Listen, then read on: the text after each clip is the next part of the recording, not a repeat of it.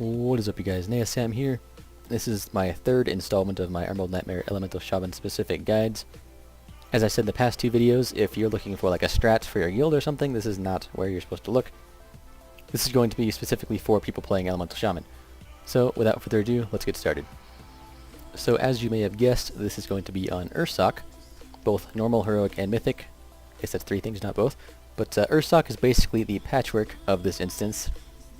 There isn't a whole lot of movement, there isn't a whole lot of mechanics, and you pretty much just sit there and turret for most of the fight. So there isn't going to be a whole lot to explain. For normal and heroic, it is pure single target. For mythic, there is a periodic cleave that you have to potentially swap hard onto, because it kind of depends on how much your guild cleaves anyway. But basically, you spec the same way regardless. So for your talents, tier 15 talent, as usual, Path of Flame is by far the worst.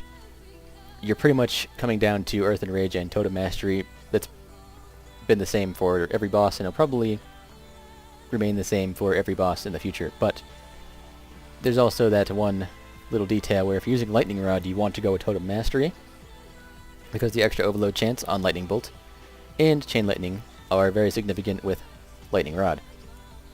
So with the 30 talent, again, Ancestral Guidance is pretty much useless. Gust of Wind and Wind Rush Totem both have their own uses. I personally went with Gust of Wind, but if your guild specifically wants the additional movement speed for whatever strat you happen to be doing, you should volunteer to use a Wind Rush Totem, because you don't really need Gust of Wind. It's just kind of quality of life increase.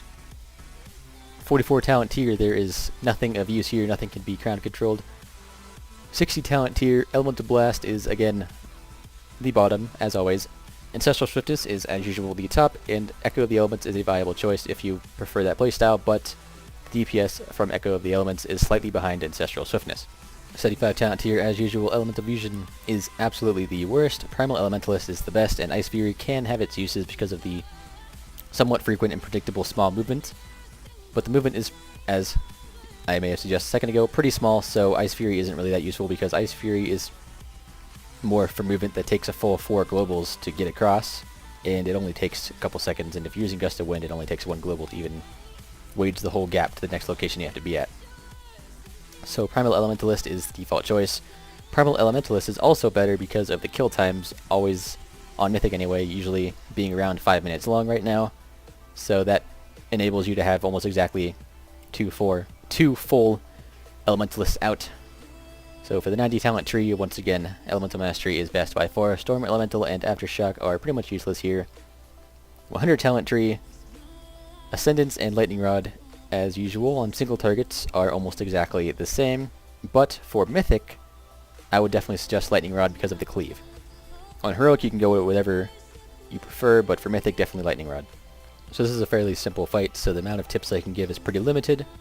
But for one thing, you definitely want to minimize your movement as much as possible. After Roaring Cacophony, you just go into the next location, stay there so you can turret again. Start the fight in a spot where you aren't going to have to move much. Like if you know exactly where the boss is going to end up, you kind of want to start about 25 yards in the direction that you're going to be rotating around the room, at the edge of the room, close enough that you can precast, but far enough that you'll still be in range of Roaring Cacophony when it happens. And then you won't have to move very much. When the Miasma comes out, you can just sidestep a bit and save your Gust of Wind for the next one.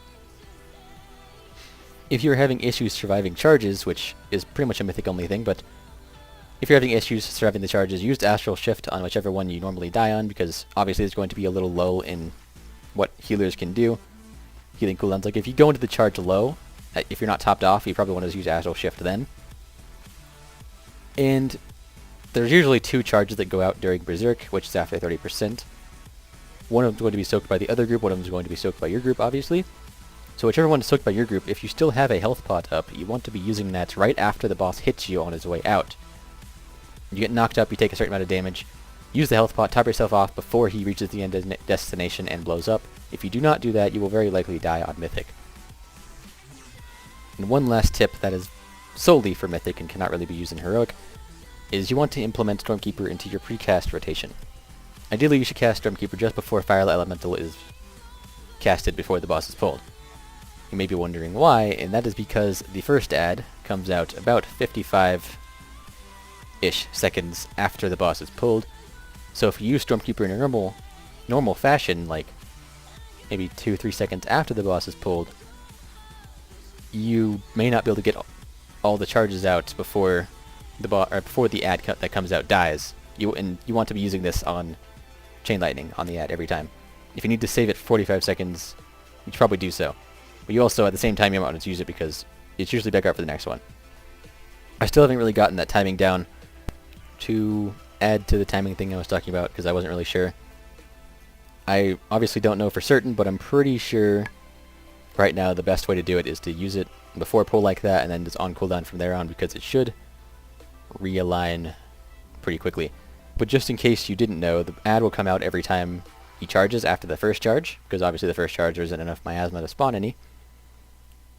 So you can kind of figure out the lining up from there on your own. So Ursoc is a pretty quick and easy boss as long as you have the gear, so that's pretty much everything I can really tell you about it.